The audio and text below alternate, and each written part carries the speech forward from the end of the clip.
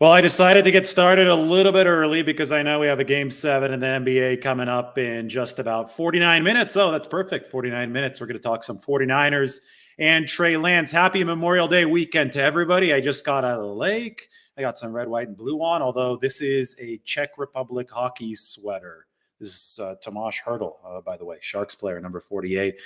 So anyway, thought I'd be in the red, white, and blue this weekend. Wrong country, I understand, but I'm a dual citizen, so I could get away with it. Anyway, yesterday's video had a lot of people watching. That was a whole lot of fun. We talked about the 49ers and OTAs and how things might evolve with Trey Lance, and today we're going to delve into that a little bit further. How about the 49ers offense evolve with Trey Lance from a specific schematic perspective? And this is fun because Trey brings so much of a different skill set to the 49ers. And he brings a skill set that, quite frankly, I think any head coach dreams of. But when you look at Kyle Shanahan and his creativity, you see what he did with Trey Lance already a little bit last year in 2021. Well, then you can start daydreaming if you're a 49ers fan. You can start daydreaming if you're a football fan, because you know that Kyle is going to add some interesting wrinkles to the offense, and perhaps philosophically he's going to shift a little bit, but I still think he's going to keep a lot of the nuts and bolts the same with Trey under center, and that's what I want to get into with this video today. So first things first, this is the big question. Yes, expect the 49ers to stretch the field more aerially. Jimmy Garoppolo's average depth of target last year was 7.6 yards. So that means how deep were opposing receivers when Jimmy Garoppolo threw to them past the line of scrimmage? 7.6 yards on average for Garoppolo. That ranked number 23 of qualifying quarterbacks in football. Trey Lance's average depth of target last year was 10.4 yards. He didn't qualify for the leaderboard, but if Trey Lance did qualify, that would have ranked number 1 of all quarterbacks in football. So there you see a disparity, number 23 versus number 1. Jimmy Garoppolo was all about that short, quick game. His strength was quick release, and the 49ers obviously tried to accentuate yards after the catch. And Trey Lance, well, his strength definitely wasn't the release. His strength was the cannon on his right arm. He wasn't as proficient yet in the timing aspect of the offense, but he certainly was proficient as far as escaping some rushers with his legs. So Trey Lance would roam around back there. He'd escape a little bit, and then he'd uncork some passes like the one that we saw to Deebo Samuel against the Houston Texans in Week 17. So you had this big discrepancy. Garoppolo's average depth of target at 7.6, number 23. Lance, the complete opposite, all the way over there at number 1. Now, a lot of people will see that and they'll be like, oh, well, the 49ers are going to be completely different offensively this year if they move the Trey Lance. All of a sudden, they're going to have a quarterback just running back there Madden style. Then he's going to air it out in a way that the precision-based offense with Jimmy Garoppolo obviously didn't do a whole lot last year. And to that, I say, pump the brakes.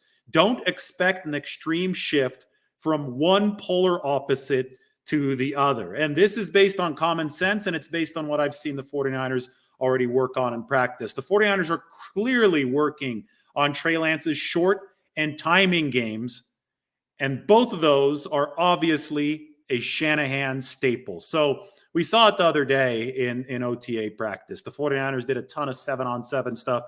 George Kittle himself came out and said, you know what, it's good for Trey Lance that he's not working with an offensive line or a defensive line because there's no pass rush, because he's just focusing on the passing league stuff, and the passing league stuff forces him to make the reads and the determinations from the pocket, because he can't start roaming around because he's not trying to escape a pass rush. So, you know, almost ironically, with the absence of a pass rush, Trey Lance has to stay in the pocket here during some of these practices. And that's exactly what the 49ers want him to do, because while they can get downfield, and what the 49ers can get downfield, thanks to Lance's escapability and off-schedule cannon, as we saw last year on that throw to, Deebo Samuel, obviously, and that game against the Texans, that was an impressive throw, a laser beam 40, 50 yards downfield. While the 49ers can get that as a bonus, it's never going to be a Shanahan staple. The Shanahan staple is always going to be that timing-based offense. Kyle is going to be the star of this offensive show. He wants the quarterback to be able to get the ball where it's supposed to be, based on scheme, based on defense, and he wants the quarterback to be able to get it there on time, period. Jimmy Garoppolo did a good job of that for the 49ers over his time as their quarterback. But Shanahan wants something more, right? He wants something that is able to deliver even when that schedule breaks down, even when you have to go off schedule. So Trey Lance, the fact that he can air it out, the fact that he can run, the fact that he's so big, strong, and athletic that he could probably even run some read option, which I'll talk about in a little bit. Even though he can do all of that, he's still going to have to be a Shanahan quarterback. And that's why the 49ers picked him instead of somebody like Justin Fields, because they thought that Trey Lance would better be able to port that Shanahan-style play action, timing, rhythm-based stuff over into the NFL than a QB like Justin Fields. They liked his background with North Dakota State. North Dakota State has produced plenty of pro-style quarterbacks, Carson Wentz, Easton Stick, and now Trey Lance. They like that background with Randy Hedberg, the QB coach over there. And the 49ers thought they could take that athleticism and they could mold it with what Shanahan wants to do, through the hybridization of those two things. So I would not expect a shift from one extreme to the other, as far as 49ers going from short timing based offense to a long throwing deep ball free for all. I would expect, yes, Lance's average depth of target from the 2021 season to carry over into at least an uptick from what they saw under Jimmy Garoppolo.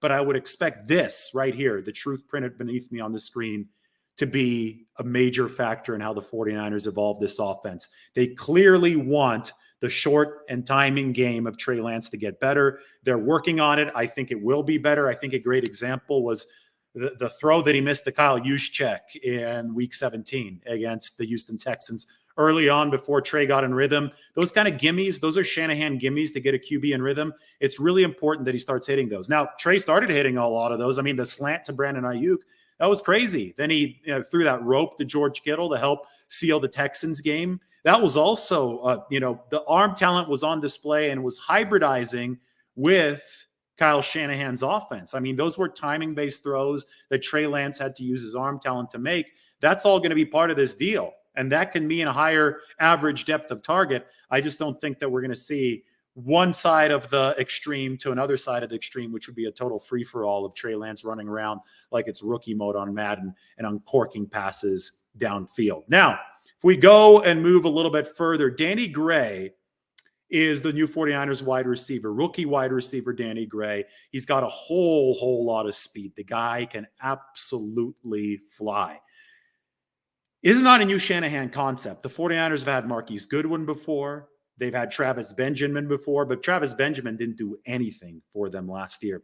Danny Gray's speed, though, so, while it's obviously not a new concept, while stretching the field is something that Kyle Shanahan has long tried to do, Danny Gray should be able to better execute what Shanahan wants out of that speedster, blow the top off the defense, stretch the defense, wide receiver position, than Travis Benjamin, right? So you have a situation here where Danny Gray, I think, is going to be somebody that can catch the short pass, take off with it, has enough physicality to do that, and also can blast the top off the defense as far as just being a threat against that defense, as far as being somebody who could push those corners back, a good 5 to 10 yards if you need to, if he runs a go pattern, and will give the 49ers more room to work underneath. So you talk about depth of target, you talk about Trey Lance throwing further downfield. Well, Danny Gray is going to help the 49ers do that. More effective speed at the wide receiver position is going to help them do that. And finally, throwing downfield is going to be a product of how well the 49ers pass protect.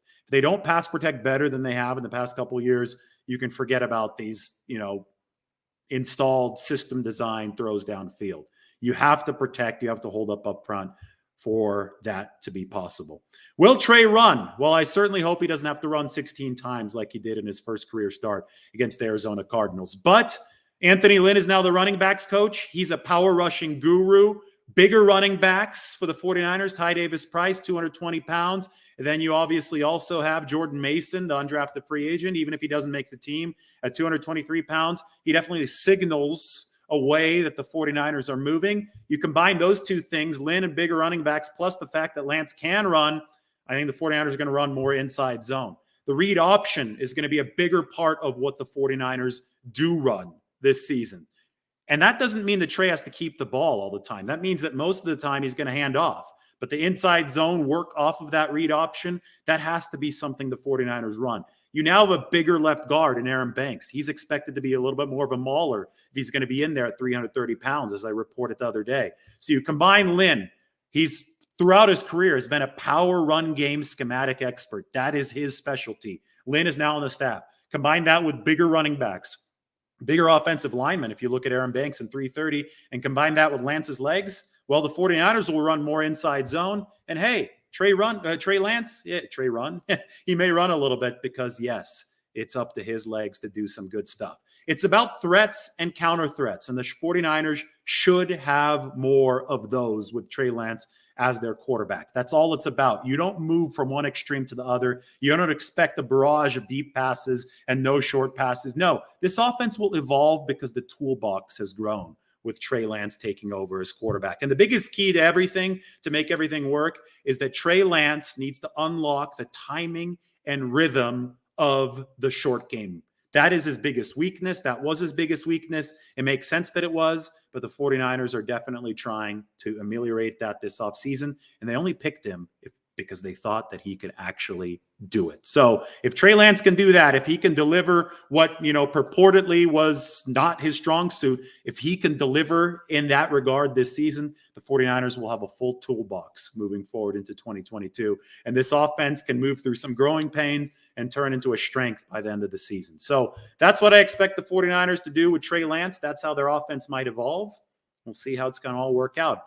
Go ahead and check out the 10-part series that I have as a film breakdown of Trey Lance, all 22 snaps, all the snaps from an all 22 angle that showed his improvement over the course of the 2021 season. All right, everybody, have a good Memorial Day weekend. I'll be on with some more videos. The fact that I took some time out of the weekend, I hope that means you'll give me a like. I hope that means you'll subscribe to the channel. Game 7 tonight. I got to go grill some pizza, and I'll talk to you guys all soon. Everybody take care.